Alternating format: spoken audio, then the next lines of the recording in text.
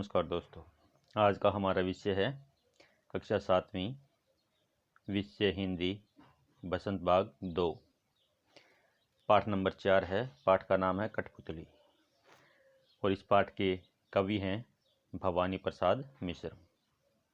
तो सबसे पहले मैं बता दूं कि इस पाठ में क्या बताया गया है।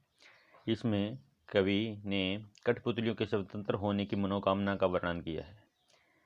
कठपुतली अपनी गुलामी को देखकर क्रोध में आकर कहने लगी कि गुलामी के ये धागे मेरे पीछे आगे क्यों हैं, इन्हें तोड़ दो, मुझे मेरे पाँव पर छोड़ दो, यानी मुझे स्वतंत्र कर दो। उसकी इस बात को सुनकर अन्य कठपुतलियाँ भी स्वतंत्र होने की इच्छा जाहिर करने लगती हैं, किंतु जब पहली कठपुतली पर सबकी जिम्मेदारी की बात आती है तो वह बहुत सोच समझकर कदम उठाना चाहती है।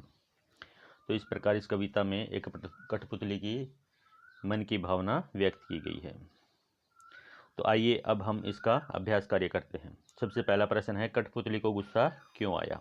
कठपुतली को गुस्सा क्यों आया।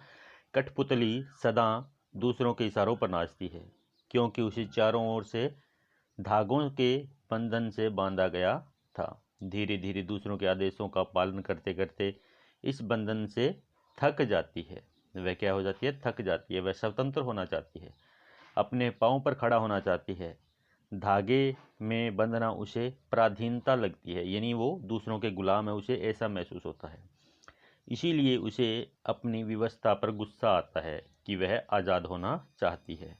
प्रश्न नंबर 2 है, कठपुतली को अपने पाँव पर खड़ा होने की इच्छा है, लेकिन वह क्यों नहीं खड़ी होती।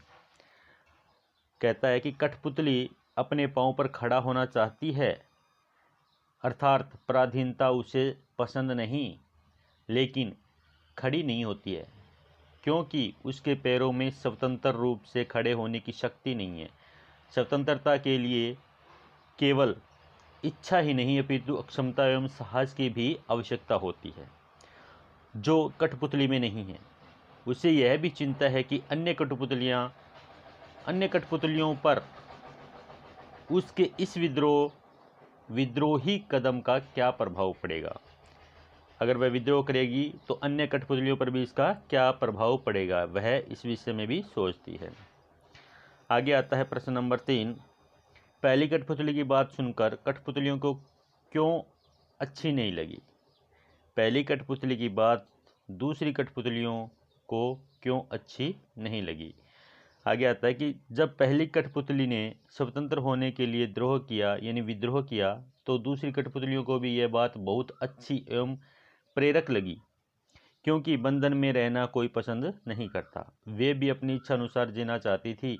वे भी गुलामी के बंधन से दुखी एवं थक चुकी थी और आज़ादी चाहती थी।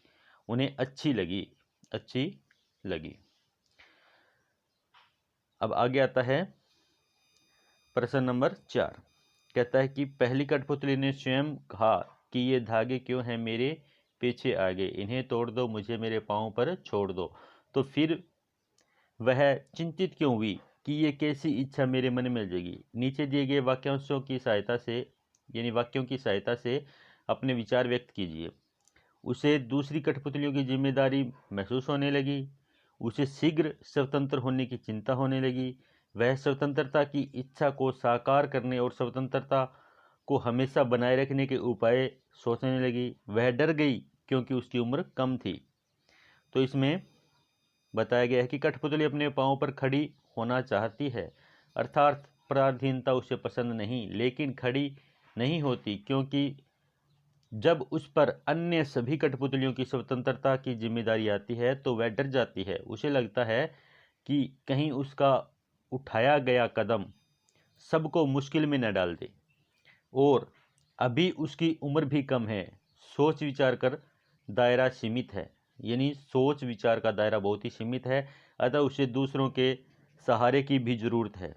साथ ही स्वतंत्रता प्राप्त करने के बाद उसे बनाए रखना भी तो जरूरी होता है। इसलिए कथनी और करने में अंतर होता है, अर्थात कहना सरल और करना मुश्किल होता है, जिसे कठपुतली समझ चुकी थी। जब हमारे निर्णय कई लोगों को प्रभावित करे तो हमें आगा पीछा जरूर समझ लेना चाहिए कि इस निर्णय से किस पर क्या प्रभाव पड़ेगा। अच्छा होगा या बुरा होगा। फिर आता है प्रश्न नंबर 5, बहुत दिन हुए हमें अपने मन के छंद छुए, इस पंक्ति का अर्थ और क्या हो सकता है। अगले पृष्ठ पर दिए हुए वाक्यों की सहायता से सोचिए और अर्थ लिखिए। कहते हैं कि नंबर 1 कहता है कि बहुत दिन हो गए मन में कोई उमंग नहीं आई। दूसरा, बहुत दिन हो गए मन के भीतर कविता सी कोई बात नहीं उठी जिसमें छंद हों लय हों। तीसरा कहते हैं कि बहुत दिन हो गए गाने गुनगुनाने का मन नहीं हुआ। चौथा कहता है कि बहुत दिन हो गए मन का दुख दूर नहीं हुआ और नए मन में खुशी आई है।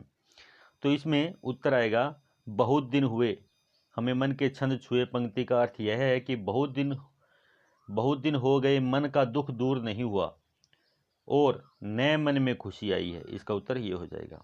प्रश्न नंबर 6 कहते हैं कि नीचे 2 स्वतंत्रता आंदोलन के वर्ष दिए गए हैं, इन दोनों आंदोलनों के दो स्वतंत्रता सेनानियों के नाम लिखिए।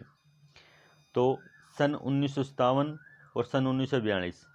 नंबर 1, सन 1957 में कुंवर सिंह तात्या टोपे, ये दो थे, और सन 1942 में महात्मा गांधी जवाहरलाल नेहरू थे। भाषा की बात, कई बार जब दो शब्द आपस में जुड़ते हैं तो उनके मूल रूप में परिवर्तन होता है। कठपुतली शब्द में भी इसी प्रकार का सामान्य परिवर्तन हुआ है।